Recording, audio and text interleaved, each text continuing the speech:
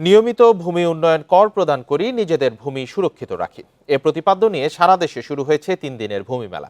এই ঈদে জামা জুতো অ্যাক্সেসরিজের ডিসকাউন্ট। সকালে কুমিল্লা জেলা পরিষদ কার্যালয়ের অডিটোরিয়ামে মেলার উদ্বোধন করেন জেলা প্রশাসক।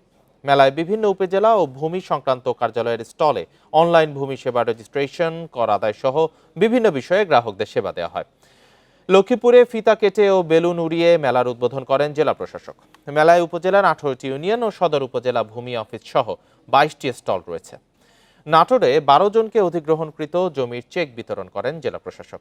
এছাড়া মুন্সিগঞ্জ, ফরিদপুর, হবিগঞ্জ, নওগাঁ ও হিলিতে ভূমি মেলার আয়োজন করা হয়। এই মেলা চলবে 27 মে পর্যন্ত।